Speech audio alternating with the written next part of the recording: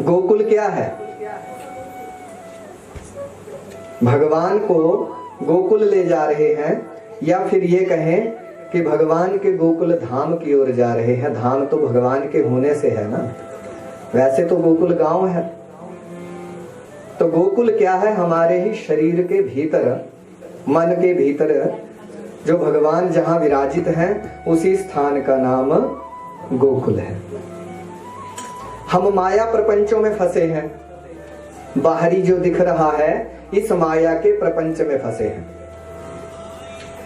जब हम अंदर की यात्रा प्रारंभ करते हैं अष्टांग योग के द्वारा, यम, नियम, आसन, प्राणायाम, प्रत्याहार, धारणा, ध्यान, और अंतिम सोपान आता है समाधि। यम नियम अर्थात जो भौतिक नियम है शरीर की शुद्धता के लिए और मन की शुद्धता के लिए। पहले और दूसरी सीढ़ी है यम और नियम। इन नियमों को जब पक्का कर लेते हैं, फिर आसन के द्वारा शरीर के अनेकानेक आसनों के द्वारा शरीर को स्थिर करते हैं, किसी एक स्थान में स्वयं की स्थिरता बनाते हैं। जब स्थिरता बन जाए एक आसन में,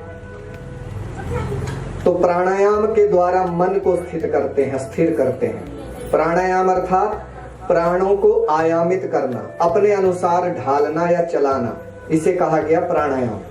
ऐसे तो यह श्वास स्वतः ही चल रहा है, हमें कुछ प्रयास नहीं करना पड़ता, सोए हुए भी श्वास चलता है कि जोर लगाना पड़ता है? नहीं ना। उसी प्रकार से जब हम श्वासों को अपने अनुसार लेना और उसे रोकना और फिर उसे छोड़ना, जब अपने अनुसार बांधना प्रारंभ करते हैं, चलाना प्रारंभ करते हैं, उसे कहा गया प्राणायाम। प्राणों को आयामित करना। कहाँ रोकना है? मूल में रोकना है जिसे मूल बंध कहते हैं, बीच में रोकना है जिसे जलंधर बंध कहते हैं, यहाँ कंठ में रोकना है, कुंभक। इस प्रकार से इन तीन स्थितियों में प्राण को आयामित करने के उपरांत जब आपका मन भी स्थिर हो गया, श्वास भी स्थिर हो गए, उसके उपरांत धारणा। पहले प्रत्याहार। प्रत्याहार क्या हुआ? जब मन सध गया तो प्रत्याहार होता है कि किसी अन्य की वस्तु के ऊपर अपने मन को आकर्षित ना होने देना, जो मेरा नहीं है उसके प्रति आकर्षित ना होना। जो मैं मेहनत से प्राप्त कर रहा हूं वही मेरा है, किसी दूसरे की वस्तु को बल से या किसी भी प्रकार से छीनने की इच्छा ना रखना, ये ही प्रत्याहार है। जब आपने प्रत्याहार भी कर लिया, फिर आता है धारणा। धारणा पहला सोपान है।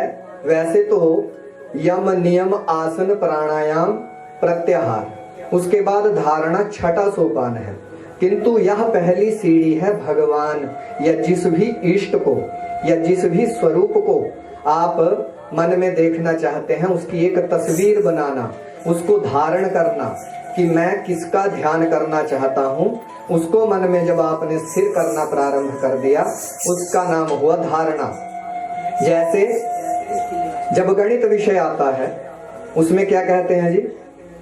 बोलिए कृष्ण कन्हैया लाल की। जब कोई कार्य चल रहा हो मंडप में ना, तो अपने मन को क्या करना? स्थिर करना। क्योंकि क्या चल रहा है?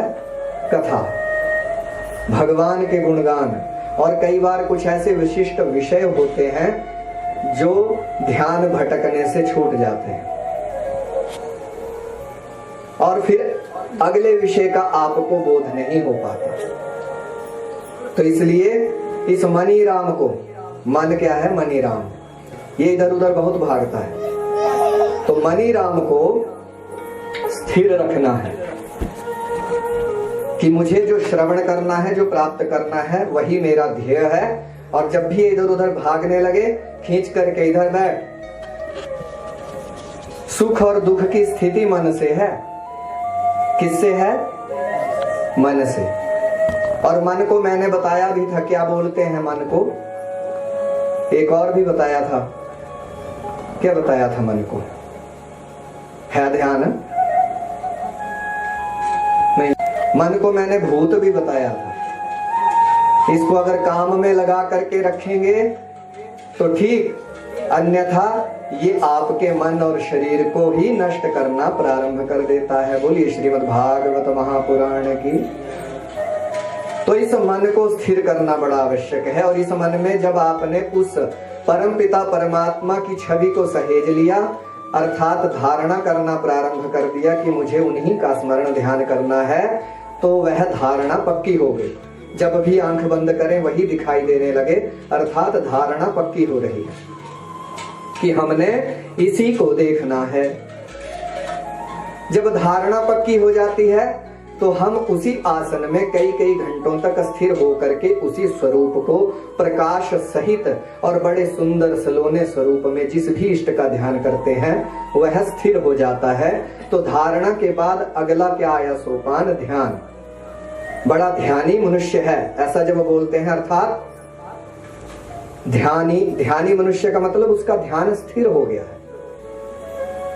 और जब ध्यान स्थिर हो गया, उसका दर्शन आपको स्वरूप का, जब आंख बंद करी जब ही ध्यान में चले गए, अर्थात आपने स्थिर कर लिया है स्वयं को। उस आसन में कई कई घंटों तक बैठना भी प्रारंभ हो गया है। तो फिर जब उस स्वरूप से भी परे चले गए जो ध्यान में आप देख रहे हैं, जब उस स्वरूप से भी परे चले गए तो वह समाधि की स्थिति हो जाती है। यह अंतर यात्रा बता रहा हूं, बाहरी यात्रा नहीं है, अंदर की ओर जा रहे हैं। समाधि में फिर आपको केवल और केवल प्रकाश पुंज और उसके परे फिर कुछ भी नहीं, शून्य। जब आप शून्य में चले गए तब आप समाधि की स्थिति से भी परे हो जाते हैं। बोलिए बांके बिहारी लाल की। तो उस समाधि की स्थिति में जब पहुंच गए, अर्थात तब आप गोकुल में पहुंच गए। बोलिए श्री कृष्ण कन्हैया लाल की।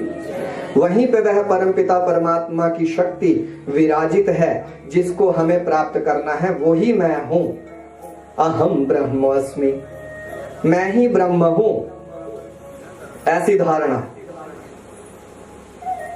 यह शंकराचार्य जी ने इसीलिए कहा अहम ब्रह्मोस्मि, मैं ही ब्रह्म हूं। कारण मैं भगवान हूं ऐसा नहीं, अर्थात मैं उसी भगवान का अंश हूं और वो मेरे ही अंदर है, जिसके कारण मैं वही हूं। यह शरीर मैं नहीं हूं।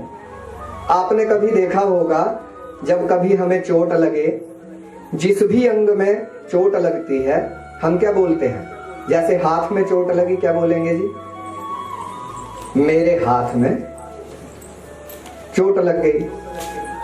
ऐसा तो नहीं बोलते कि ये मैं हूं और ये मुझे चोट लग गई, ऐसा नहीं बोलते। मेरे हाथ को, अर्थात ये मेरा है, मैं नहीं हूं। मेरे सिर में दर्द हो रहा है, मेरा सिर है लेकिन मैं नहीं हूं। हम भाषा से ही पहचान रहे हैं कि यह शरीर के अंग प्रत्यंगों का संबोधन उद्बोधन जब भी हम करते हैं तो इसको हम मेरा बोलते हैं, मैं नहीं बोलते। मैं कब बोलते हैं? जब कोई कार्य करते हैं, मैंने किया। शरीर के कुछ अंगों की सहायता से किसने किया? मैंने किया। अब अंदर कौन बैठा है? वह प्रभु। जब उसको जान गए तो फिर क्या बोलेंगे जी? ये सब प्रभु ने किया। बोले नारायण भगवान की। उसी स्थिति को गोकुल की स्थिति या समाधि की स्थिति कहते हैं।